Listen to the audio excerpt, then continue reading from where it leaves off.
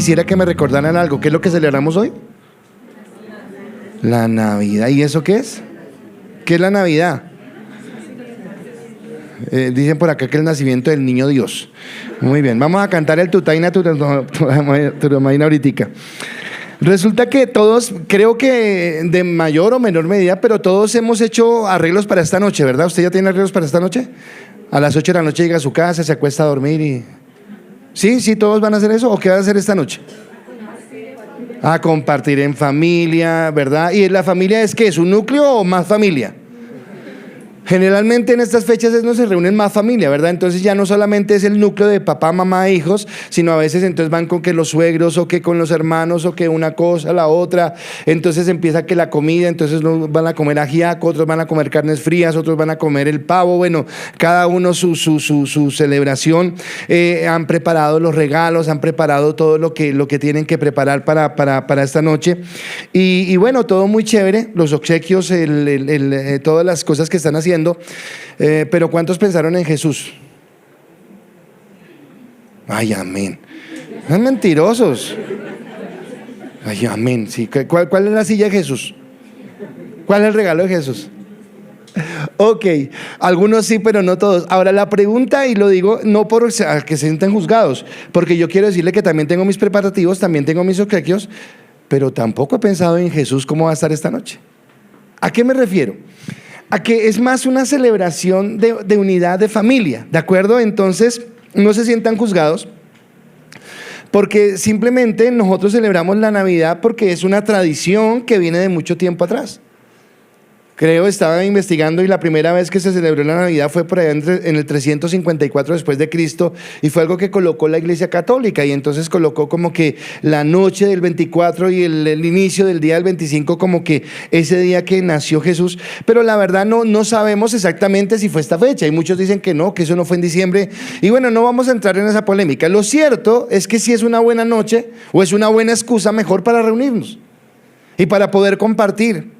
¿Y por qué no? Si conocemos a Cristo, para darle gracias por su amor, por su misericordia, porque Él nos ha amado, porque nos ha escogido, porque nos ha apartado, y porque podemos disfrutar como familia el amor y la misericordia que ha tenido no solamente con nosotros, sino con nuestra familia.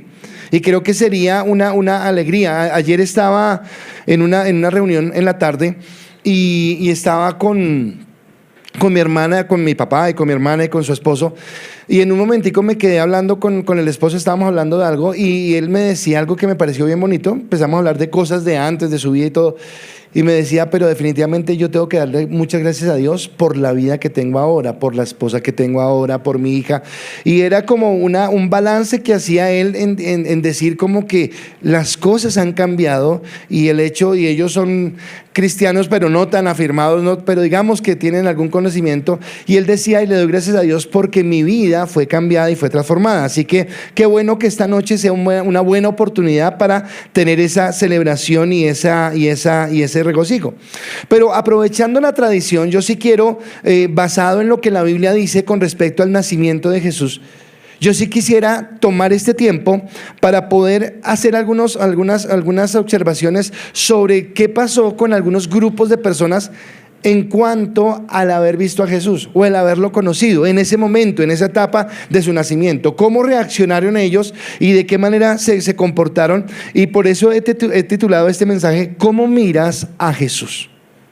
Ahora, yo quiero que usted mire a la persona que tiene a su lado y le pregunte, le diga a usted, ¿cómo mira a Jesús? ¿Por qué? Porque resulta que aunque todos decimos mirar a Jesús de la misma manera, no todos lo miran de la misma manera. No todos se acercan de la misma manera. No todos tienen una misma reacción frente a Jesús en ese momento. Y quisiera, a partir de lo que vamos a compartir, poderlo mirar y poderlo entender. Entonces, de pronto nosotros ya conocemos la historia, y me llamaba la atención porque en mi introducción estaba una parte de lo que hablaba Andrea y otra parte de lo que decía Laura cuando ministraban ahorita hace un momento en la alabanza. Entonces ya conocemos sobre el nacimiento, y es más, me llama la atención que los únicos que se refieren a esos momentos son Mateo y son Lucas. Para Marcos y para Juan como que esto no es importante. Cuando usted va a Marcos, Marcos empieza hablando del bautismo de Jesús y que fue llevado al desierto y fue tentado y empieza a hablar y él empezó a hacer milagros y empezó a hacer esto y es como muy activo. Marcos está más pendiente de lo que hizo Jesús. Por el otro lado, Juan, tal vez tomando las palabras que decía Laura en la administración, Juan se enfoca más en mostrarlo como ese Dios.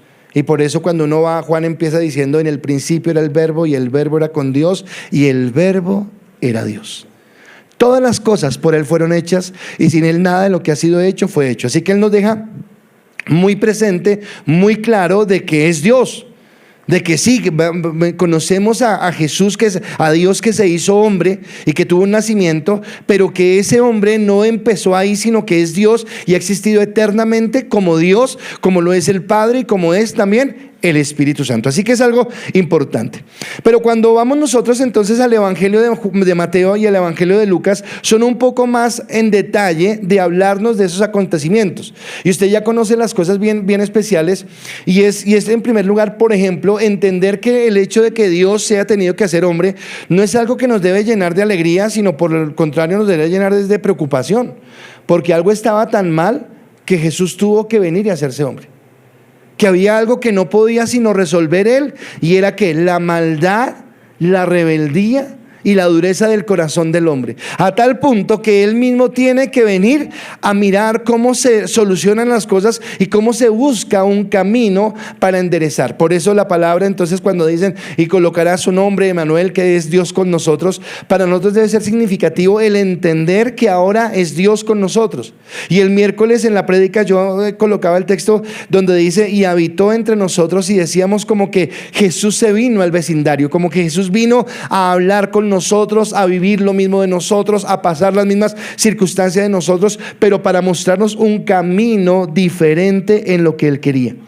Así que ya esa historia la conocemos y yo no quiero enfocarme tanto a eso que ya conocemos, sino quiero enfocarme a unas personas o grupos de personas que estuvieron involucradas en el momento de su nacimiento y mirar cómo reaccionaron ellos frente a ese nacimiento, y tal vez que esta reacción que tuvieron ellos nos haga a nosotros reflexionar sobre si la actitud que tengo hoy frente a Jesús es la mejor o no es la mejor. Si la manera como yo lo estoy mirando es de la mejor manera, o tal vez necesito evaluar de qué manera me estoy acercando a él y realmente entenderlo como ese Señor, como ese Dios, como ese soberano y eterno que está en nuestras vidas.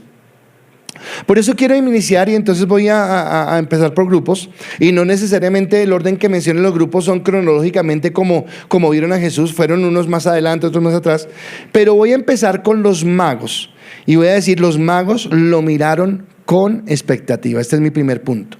Los magos lo miraron con expectativa. Ahora, el Evangelio de Mateo es el que nos habla de unos hombres que vinieron de Oriente a adorar al niño, dice la palabra. Ahora, nuevamente, yendo a la tradición, nosotros somos los que ya tenemos como en la mente que eran reyes y que eran 3. Y eso lo tenemos es más por tradición. Pero cuando yo veo la Biblia primero no dice que eran reyes y segundo no dice que eran 3. No dice cuántos, dice solamente que unos magos. Mateo capítulo 2, versículo 1 al 2 dice la palabra: cuando Jesús nació en Belén de Judea, en días del rey Herodes, vinieron de Oriente a Jerusalén unos magos. ¿Unos cuantos? No sabemos, unos. Diciendo, y no dice que eran reyes, dicen que eran magos, diciendo: ¿dónde está el rey de los judíos que ha nacido? Porque su estrella hemos visto en el oriente y venimos a adorarle. Para de contar, no dice más hasta ese momento. Entonces dice que vinieron unos hombres de Oriente. Ahora, estos magos podríamos decir, recuerde o entienda que son gentiles. Ellos no son judíos, no son del pueblo judío, son gentiles. Así que podemos entender o pensar que eran astrólogos. No astrólogos como los vemos hoy en día, del Mauricio Puerta o de cosas, no. Eran astrólogos, pero sí eran paganos. Entonces más bien váyase usted o remóntese a la época de José, cuando José interpreta el sueño del faraón. Váyase a la época de Daniel, donde exactamente pasa lo mismo. Y dice que el rey tenía un grupo de personas que eran sabios, que eran magos y que querían interpretar sueños. Entonces tal vez está hablando de este tipo de personas. Sí eran personas paganas, no tenían fe en el Señor. Pero tal vez ellos tenían un conocimiento de las escrituras de los israelitas. Y ellos sabían que había una promesa de que iba a venir un Mesías. Y estas personas tal vez ven un fenómeno en el cielo. Entonces en la investigación que yo hacía, algunos decían pudo haber sido una supernova, pudo haber sido una alineación de los planetas, pero más adelante, cuando pasa un detalle que vamos a mirar en este momento, se concluye que no es ninguna supernova, no es ninguna alineación de los planetas, es realmente un evento sobrenatural que sucedió en ese momento. Y para estos hombres, ese evento sobrenatural que veían en el cielo, porque la gente que miraba mucho al cielo, y eso no sucedía solamente en Oriente. Si usted mira acá en América, en Latinoamérica, lo que hablan de los incas y de los mayas, también entendemos que esta gente del pasado era gente que miraba mucho al cielo y que conocía cosas y que miraba cosas, y obviamente en algún momento vieron algo que no era normal. Oiga, esto no es normal. Y les dio a entender que en esa escritura que conocían del pueblo judío, donde había la promesa de un rey, y hay un fenómeno en el cielo, y dice, oiga, esto es el cumplimiento. Y ellos entonces vienen y dicen claramente que vienen buscando al rey de los judíos que ha nacido. Ahora, más adelante, no lo voy a tocar ahorita, pero más adelante ellos se encuentran con el rey, y bueno, el rey ya saben que se pone feliz, ¿verdad? Va a venir otro rey a reemplazarme, y entonces ya entra en gozo. Eso lo miramos en un momentico. Pero sí es un evento extraordinario, y lo interpretan como esa señal de ese cumplimiento de la escritura. Ahora, me llama la atención, son gentiles, no conocen al Señor ni tienen al Espíritu Santo, mas sin embargo saben que algo está sucediendo, algo que no pasó en el pueblo, y lo vamos a ver en un momento, y que lo comento para que usted vaya siguiendo el hilo de lo que estoy hablando. Ahora, este evento sobrenatural se consolida cuando, como les decía, este fenómeno que están viendo, cuando ellos terminan de hablar con el rey los detiene, les pregunta, le dicen por favor vayan a averiguar dónde es que nació, y vienen y me avisan, porque yo también quiero adorarle. Eso es lo que dice el rey. Pero cuando ellos terminan de hablar con el rey, van y se dan cuenta que la estrella ya va delante de ellos, pero pasó algo, se detuvo. Y esto no era normal. Esto es lo que hace que sea un fenómeno sobrenatural, que esta estrella que va andando en el espacio y va avanzando, y que ellos van siguiendo, en un momento determinado se detiene, y se detiene específicamente en un lugar. Ahora, recuerden que ya esto no es la noche en la que nace Jesús, ya ha pasado un tiempo, porque los magos no llegan al pesebre donde nació Jesús, sino llegan a una casa. Y dice la palabra en Mateo capítulo 2, versículo 9 al 11, ellos, habiendo oído al rey, se fueron, y aquí la estrella que habían visto en el oriente iba delante de ellos, hasta que llegando se detuvo sobre donde estaba el niño. Y al ver la estrella se regocijaron con muy grande gozo. Y al entrar en la casa vieron al niño con su madre María, y postrándose, o sea, yo veo aquí actitudes de fe, lo adoraron, abriendo sus tesoros le ofrecieron presentes, oro, incienso y mirra. Ahora, por esos tres presentes es que piensan que son tres, porque decían uno trae oro, otro mirra, entonces son tres. No sabemos cuántos eran, y no sabemos cuántos presentes traían, pero era lo que decía. Ahora, nuevamente, son hombres gentiles, no son judíos. Y estos gentiles, que no estaban esperando la promesa de algo que estaba esperando Israel, van a ese lugar, y el fenómeno que ven en el cielo los llena de una expectativa. Ahora, quiero explicarle la palabra expectativa, como de un anhelo, como de qué es lo que está pasando. Queremos indagar, queremos saber, queremos mirar qué es lo que está pasando, porque esto está sucediendo. Hay una expectativa en ellos. Y para mí es importante entender esta expectativa, porque esta expectativa produce en ellos, para mí, una fe absoluta. No son judíos, no están esperando una promesa, porque según el Antiguo Testamento la promesa era para el pueblo de Israel. Ahora, nosotros entendemos ahora, cuando hablamos de Abraham, dice, y en ti serán benditas todas las naciones de la tierra. Lo entendemos que va a haber una bendición para toda la tierra, pero en este momento la bendición supuestamente era solamente para Israel. Mas estos hombres que no son judíos, que son gentiles, que encima de todo son magos, son astrólogos, depositan una fe tan grande que empiezan a seguir una estrella, Y al empezar a seguir la estrella, no solamente la siguen, sino ellos dicen, oiga, espere, caramba, si es un rey, vamos a llevar regalos para adorar a ese rey. O sea, están teniendo una actitud que no se esperaría de ellos, pero que está reflejando que están anhelando que realmente ese hijo o ese nuevo rey aparezca en escena. La pregunta o lo que me llama la atención es que ellos siguieron una estrella, y siguiendo una estrella, ¿a quién encontraron? A Jesús. Y muchos de nosotros, si no es que todos los que estamos acá, ya no seguimos a una estrella, seguimos realmente a Jesús. Y mi pregunta es, si estos hombres lograron tener esa expectativa mirando una estrella, ¿es la misma expectativa que yo tengo cuando me acerco a mirar a Jesús? Es la misma expectativa que me da de acercarme y conocer. Ellos querían conocer un fenómeno en el cielo para encontrar a una persona, pero nosotros no vimos el fenómeno en el cielo, nosotros hemos visto a la persona. ¿Esa persona ha cambiado mi vida? La vida de estos magos fue transformada porque los llevó a hacer cosas inusuales. Lo que Jesús me ha permitido ver de Él ha hecho que mi vida realmente sea transformada, que mi vida realmente sea cambiada, que yo tenga esa expectativa cada día de conocer más a Jesús, y conociendo a Jesús poder permitir que mi vida sea transformada en lo que Él quiere que sea. Mi hogar, mi vida personal, mi manejo de mis finanzas, mi vida de comunión con las demás personas, el testimonio de vida que dé a los demás. Porque estos hombres entraron a la ciudad y no tuvieron temor de preguntar. Es más, el pueblo yo creo que quedó loco, ahorita lo vamos a mirar. Pero el rey de los judíos y todos dicen, ¿de qué hablan estos hombres? Porque ahorita vamos a mirar que el pueblo, por el contrario, se estaba dormido, que fueron los de afuera, otras personas ajenas, los que estaban pendientes de un acontecimiento que iba a impactar primeramente al mismo pueblo de Israel. Así que eso es lo primero que me llama la atención, y es la actitud de expectativa que tuvieron los magos.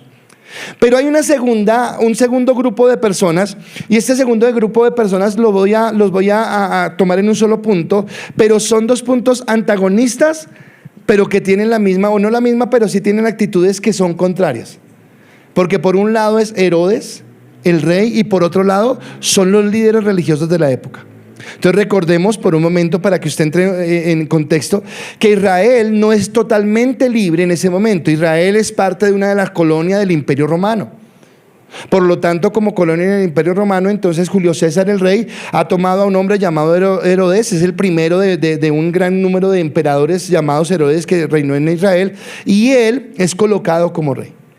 Este hombre quiere reconocimiento, así que empieza un montón de obras de infraestructura para que sea reconocido. Entonces remodela la ciudad, hace acueductos, un montón de cosas, pero también hace algo muy importante: vuelve y reconstruye el templo y levanta el templo de una manera impresionante. Pero él no lo hace por el afán espiritual, sino lo hace más por el reconocimiento personal. Yo soy el rey que construí esto, que hice aquello.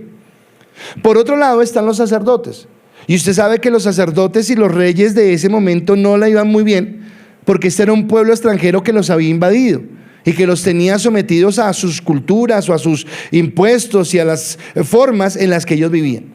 Mas sin embargo, hay un evento donde ellos muestran lo que está sucediendo. Dice que los reyes, cuando entran al pueblo, entran preguntando: ¿dónde está el rey de los judíos que ha nacido? Ahora, usted y yo a veces pasamos muy por alto las cosas y no entendemos, pero dice literalmente que ellos entraron preguntando.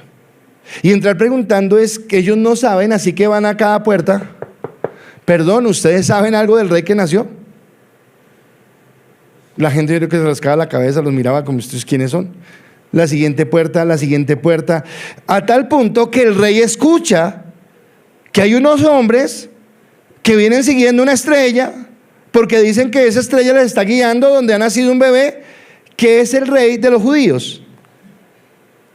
Y este rey, en lugar de regocijarse, entra ¿qué? En pánico y en paranoia.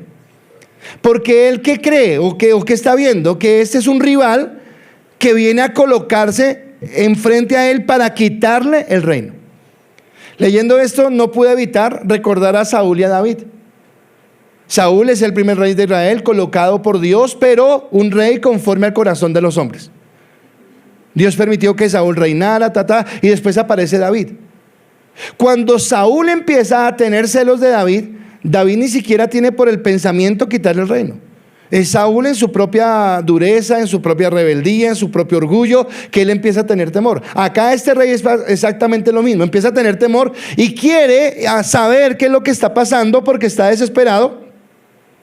Y entonces él sabe que no puede hacer una cosa más sino buscar ¿a quién? A los principales sacerdotes, porque ellos sí le van a decir ese Mesías que ha sido prometido en dónde iban a ser. Así que tienen que unirse, dos fuerzas que no tienen nada que ver, que no se quieren, se unen. Y dice la palabra en Mateo capítulo 2, versículo 3 al 6. Oyendo esto, el rey Herodes se turbó y toda Jerusalén con él. Y convocados todos los principales sacerdotes y los escribas del pueblo, les preguntó dónde había de nacer el Cristo.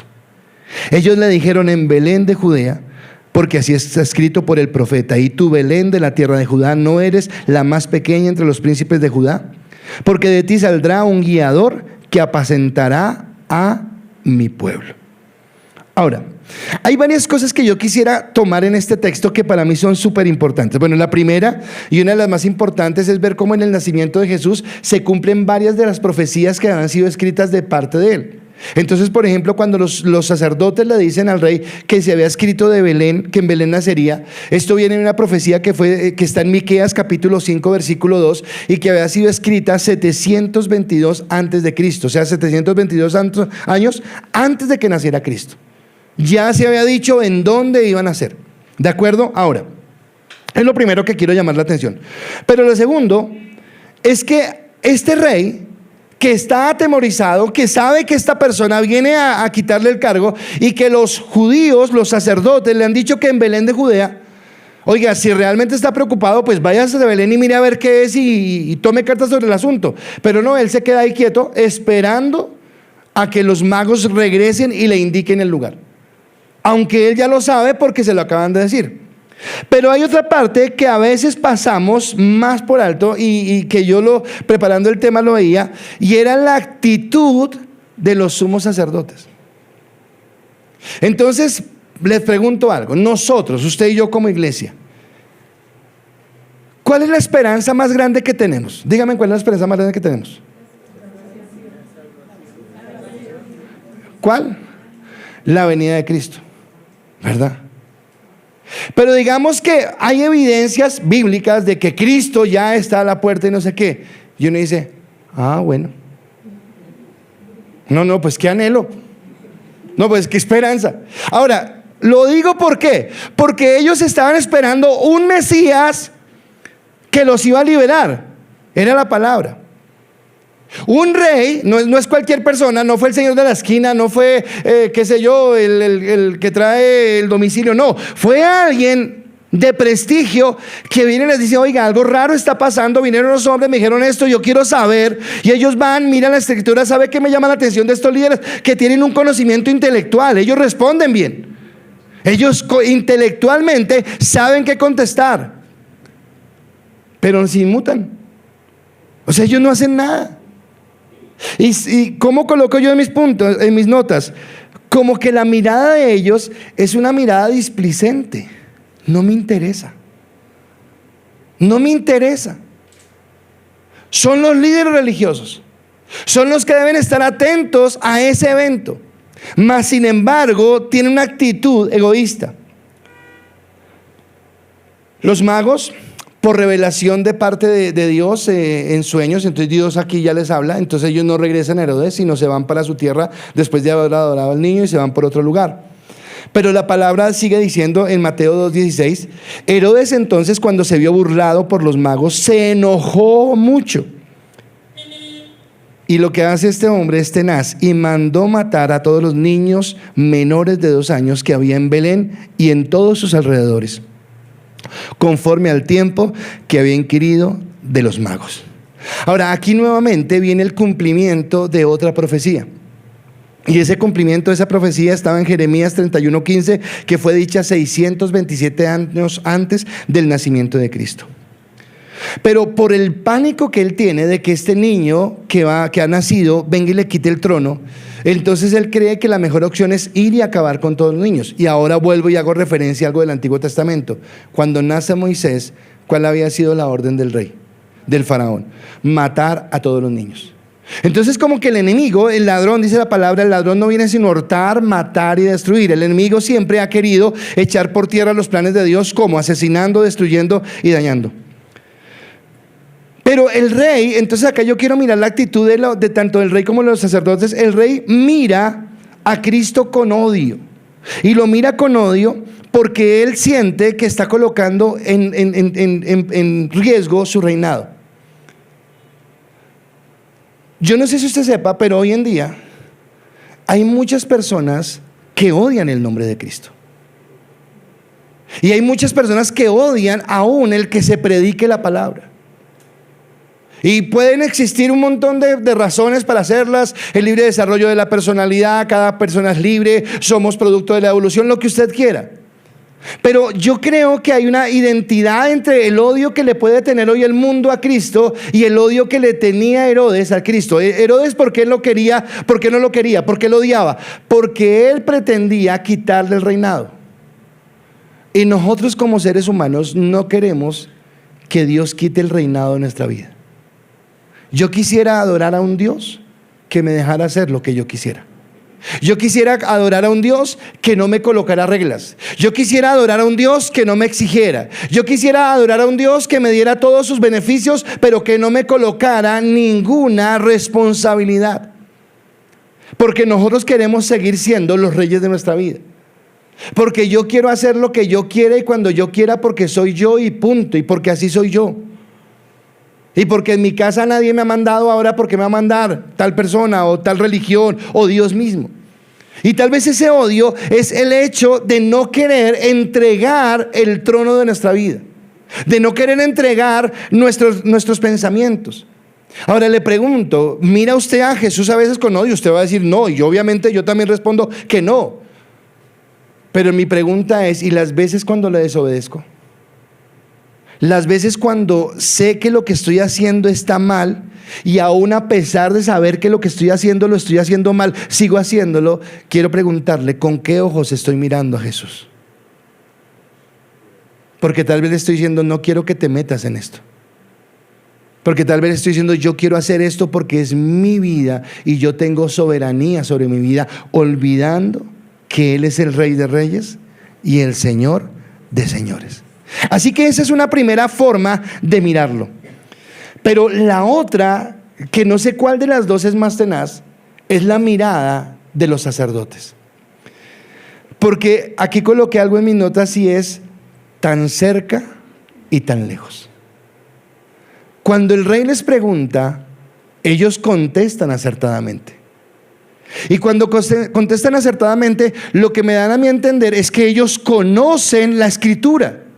Ellos conocen la palabra, ellos conocen los tiempos, pero no sirvió de nada que conocieran todo eso, porque no fueron sensibles al momento que estaban viviendo. Así que no nos hace mejores a nosotros como cristianos, a las personas del mundo, si solamente lo que es nuestra vida es una vida religiosa, pero no una vida que realmente haya sido transformada. Si ando exigiendo más mis derechos y queriendo hacer respetar lo que yo siento, mis emociones o mis sentimientos, que lo que Dios quiere. Porque acá estos hombres fueron displicentes. Les están diciendo, oiga, hay algo que está sucediendo. ¿Qué dice la Escritura? Y ellos van a la Escritura y la Escritura les habla de lo que está sucediendo. Mas sin embargo, ellos tienen una actitud displicente frente a esto que había sucedido. ¿Usted recuerda por qué Pedro falló cuando negó a Jesús? Pedro falló y negó a Jesús en el momento de la crucifixión porque Pedro empezó a seguir a Jesús de lejos y su mirada se empezó a distorsionar. Es más, no es la primera vez que le pasa a Pedro. Porque anteriormente cuando Jesús le manda a Pedro que camine sobre el agua y vaya sobre él, Pedro va feliz dando pasos sobre el agua para caminar a Cristo, hasta que quita su mirada de Jesús y pone su mirada en lo natural que estaba sucediendo a su alrededor. Y muchas veces vienen problemas, vienen circunstancias difíciles, vienen adversidades. Y cada uno vive su propio problema de acuerdo a su intensidad, y tal vez la prueba que Dios me envía a mí no es la misma que le envía a otra persona, porque yo voy a ser más vulnerable a una situación, usted va a ser más vulnerable a otra situación, pero generalmente las adversidades lo que van a buscar es que quitarnos la mirada de Jesús, o llevarnos simplemente a la religiosidad, o llevarnos simplemente a pensar en nuestros propios deseos, olvidando lo que Dios quiere. Y esto es lo que está sucediendo. Ahora la pregunta es: espero y creo que nosotros no miramos a Jesús con odio. Espero que sea así. Pero la pregunta es si hemos descuidado nuestro mirar a Cristo. Si tal vez estamos simplemente practicando una religión, pero hemos olvidado de acercarnos a Él. Hace 8 días nos predicaban una palabra muy fuerte. Y esa palabra que nos predicaban era: nunca os conocí. Y entonces tal vez nosotros podemos alardear de decir que conocemos a Cristo. Pero antes de que yo alardee si conozco a Cristo, la pregunta es si Cristo me conoce a mí. Y más que si Cristo me conoce, porque Él nos conoce a todos, es si Cristo aprueba y acepta lo que yo vivo diciendo que soy hijo de Dios, caminando como esa persona que dice caminar a Dios. Así que ya tenemos 3 miradas: la mirada que tuvieron los magos, la mirada que tuvo Herodes, la mirada que tuvieron los sacerdotes. Hasta ahora usted se puede estar relacionando con alguna de ellos, identificando con alguna de ellos. Pero voy al tercer grupo de personas, y este me encanta, porque el tercer grupo de personas son los pastores. Y los pastores lo miraron con alegría y esperanza. Los pastores lo miraron con alegría y esperanza. Me llama la atención porque recuerden que los sacerdotes, ellos deberían haber conocido que era Jesús. ¿Qué piensa usted? La palabra lo dice: oiga, por lo menos vayan y miren. Pero bueno, quedó ahí. ¿Pero a quién se le manifestó el ángel? ¿A los sacerdotes o a los ángeles? ¿A los ángeles a quién se le revelaron? ¿A los sacerdotes o a los pastores? Y se le revelaron fue a los pastores. Ahora, antes de mirar el anuncio que le dan a los pastores, quisiera tener en cuenta varias cosas. Primero, Herodes miró con odio a Jesús, pero no quiso ir a Belén.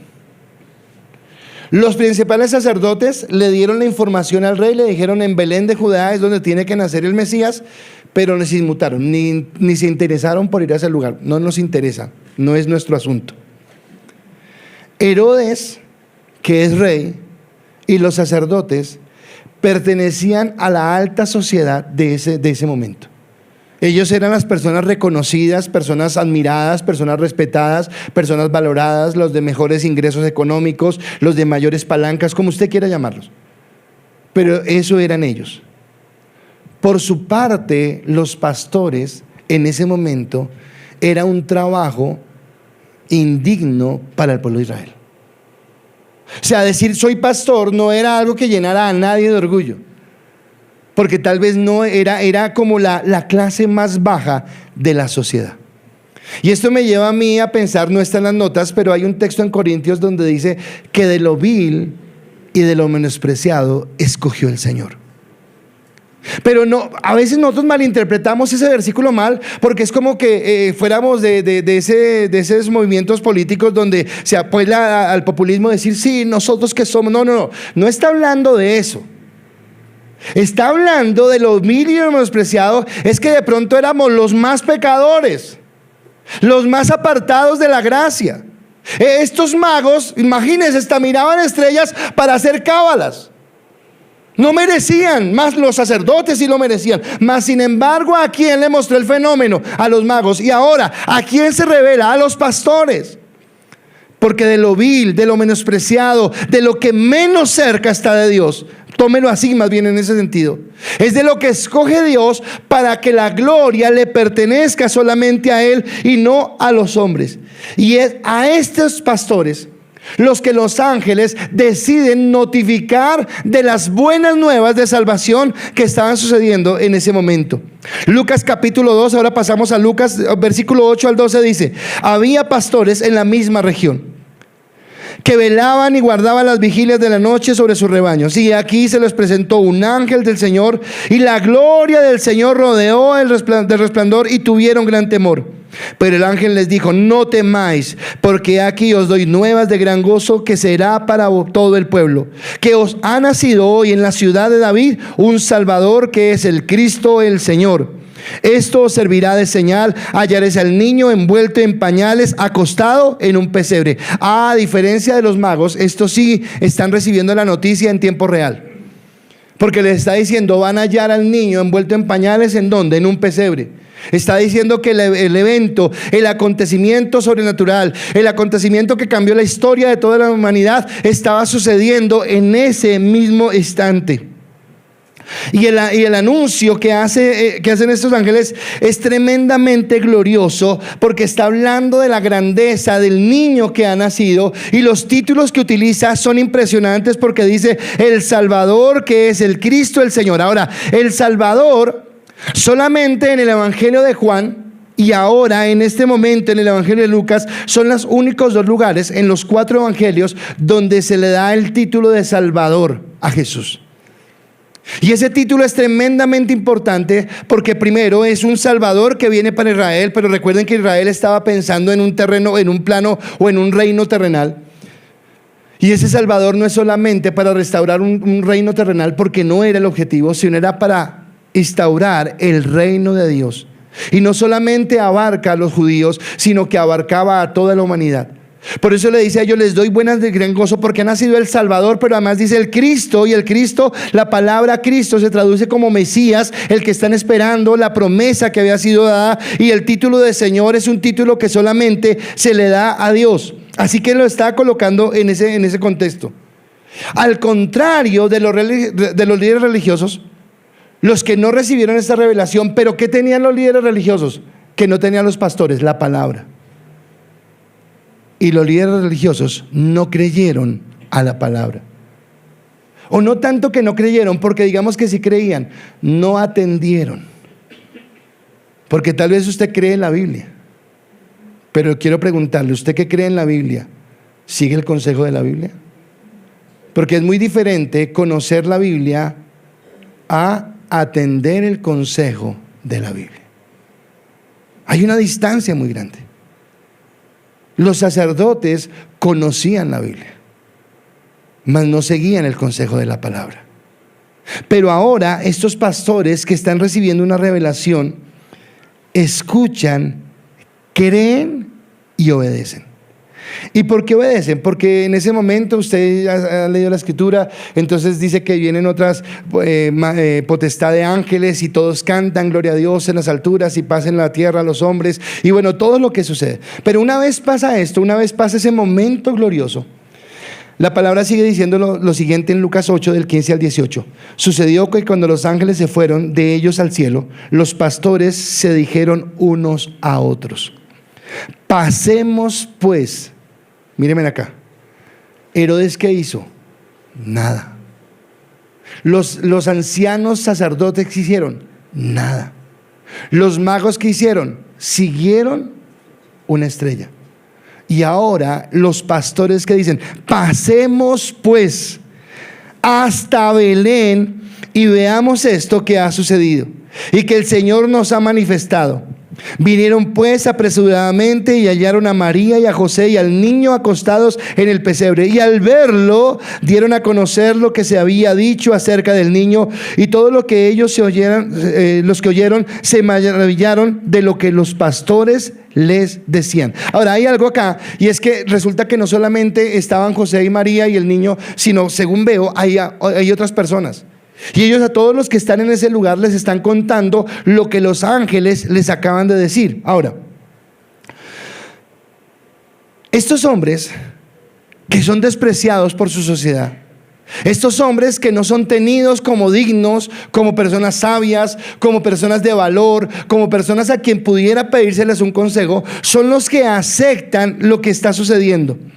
Y ellos no solamente son testigos del evento más maravilloso que ha sucedido sobre la tierra hasta ese momento, porque lo que ha pasado es que Dios mismo se ha hecho hombre, se ha encarnado en el vientre de una virgen y ha nacido, sino que ellos también se convierten en los primeros evangelistas, porque ellos a los que están viendo les comentan y les dicen: estábamos pastoreando, estábamos guardando las ovejas cuando aparecieron unos ángeles y nos contaron. ¿Y qué les contaron? Lo que estaba sucediendo y quién era el que había nacido.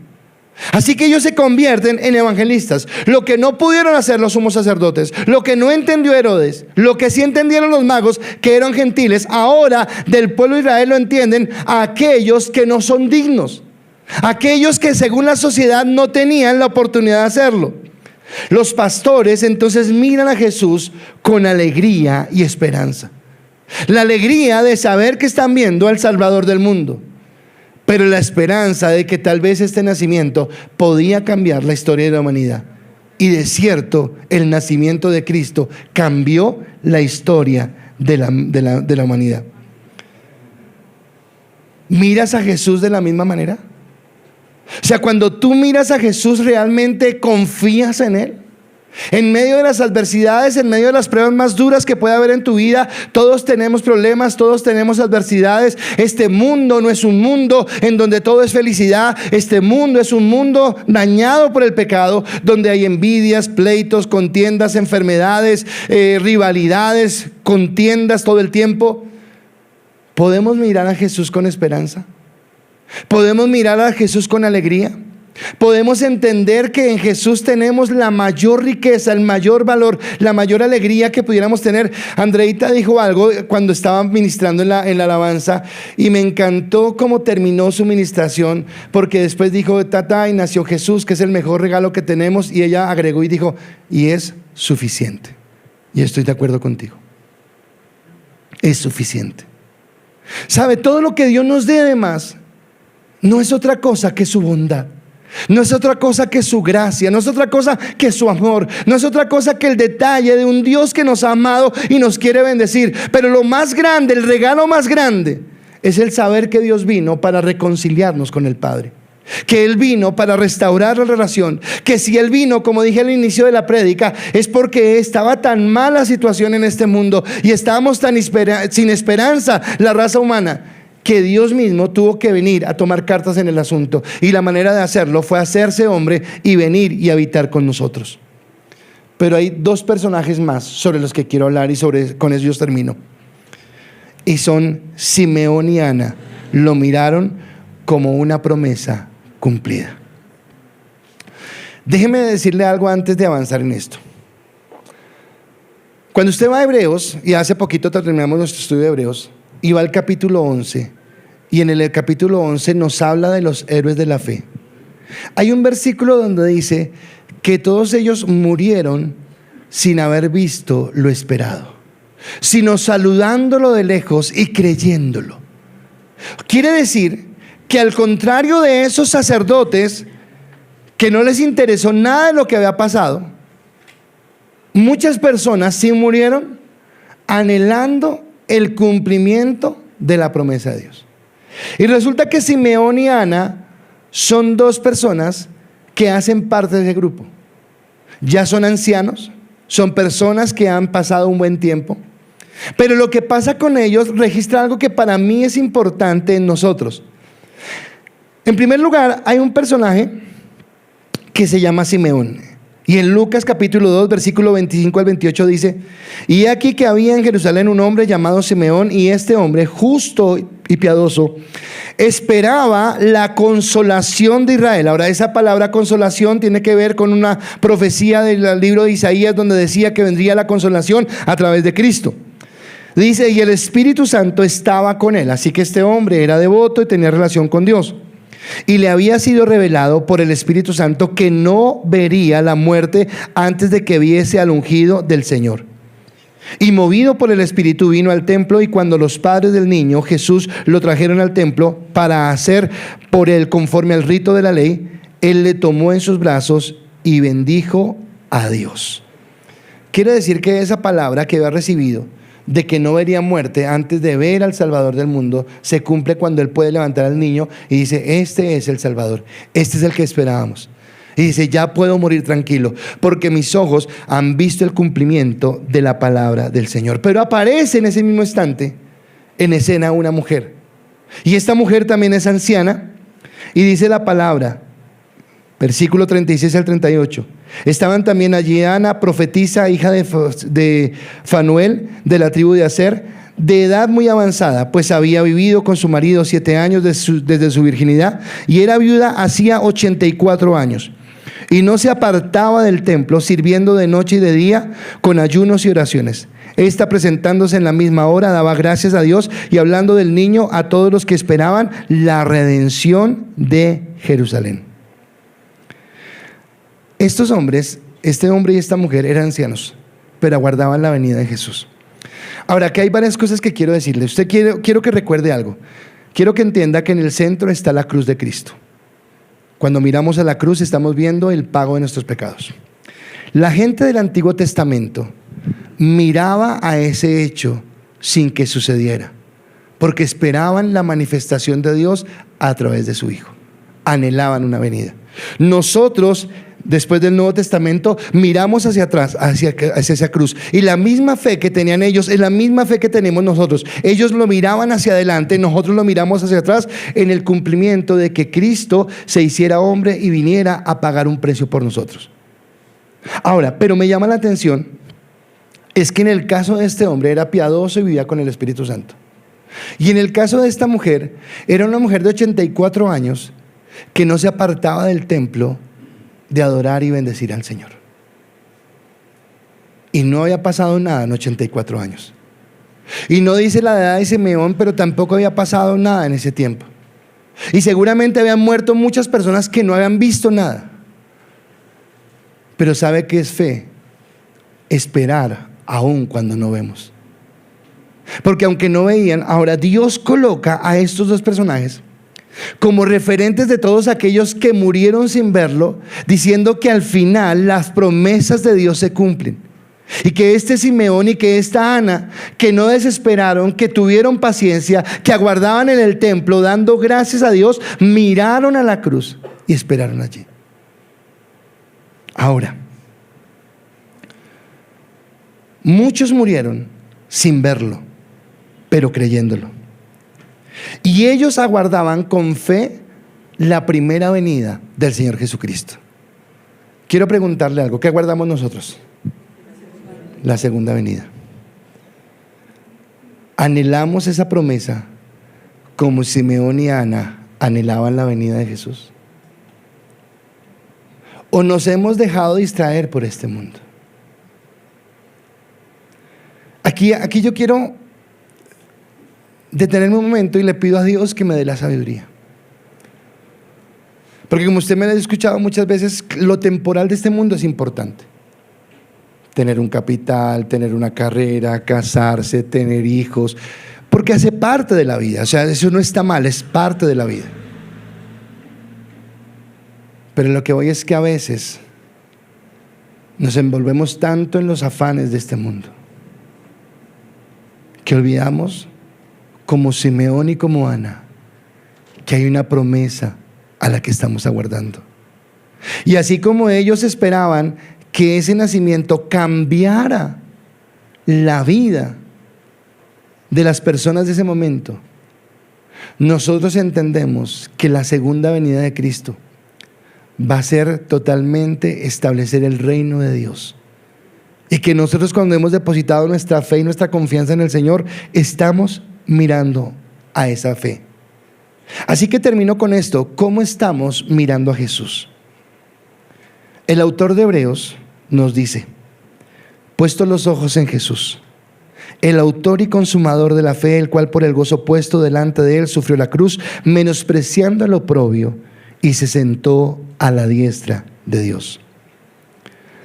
Los magos por una señal en el cielo, solamente por una señal en el cielo, miraron a Jesús con expectativa. Herodes, por miedo y envidia, miró a Jesús con odio. Los religiosos de su momento y de su época, que tenían que entender los tiempos y saber lo que estaba pasando, lo miraron con displicencia. Déjenme agregar algo acá. He escuchado predicadores diciendo que Jesús no va a venir por segunda vez hasta que nosotros no seamos ricos, prósperos y tengamos no sé cuántas cosas. No, Cristo aún demora porque hay unos cumplimientos de la palabra que faltan por cumplirse. Pero no necesariamente que nosotros seamos ricos o prósperos, porque dice que como ladrón en la noche vendrá, y cuando menos lo esperemos. Y puede ser que en esta noche de Navidad, cuando estamos comiendo pavo o ajiaco y no estamos pensando en Jesús, llegue. Porque el día y la hora nadie lo sabe. Pero sí dice que yo necesito estar alerta, porque los religiosos de su momento no lo entendieron, no lo supieron. O podemos estar mirando como los pastores, que los miraron con esperanza y con alegría, sabiendo que era algo especial. O podríamos mirarlo como lo hizo Simeón y Ana, con la alegría. No sé si nosotros alcancemos a ver la realidad de esa promesa, pero con la seguridad de que las promesas de Dios en Él son sí y en Él son amén, y que se cumplen. Así que la pregunta más importante en esta mañana no es dónde vas a celebrar la Navidad, o qué vas a comer, o si ya le compraste el regalo al pastor. No, ese no es el regalo importante. La pregunta más importante es cómo estás mirando a Jesús. ¿Cómo estás mirando hoy a ese Señor? Espero que la respuesta sea que estás mirando a Jesús con gratitud por la salvación que te ha otorgado. Espero que la respuesta sea que estás mirando a Jesús con amor, porque Él te eligió, porque Él te apartó para ser tu hijo.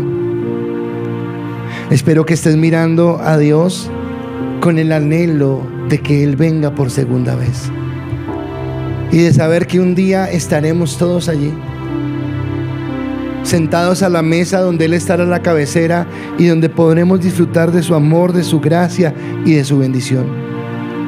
Espero también que entendamos que Jesús no está hoy acostado en la cuna de un pesebre, como en muchos lugares lo van a colocar en esta noche, o no está colgado en una cruz, sino que Jesús ahora, por el poder del Espíritu Santo, habita en tu corazón y habita en mi corazón.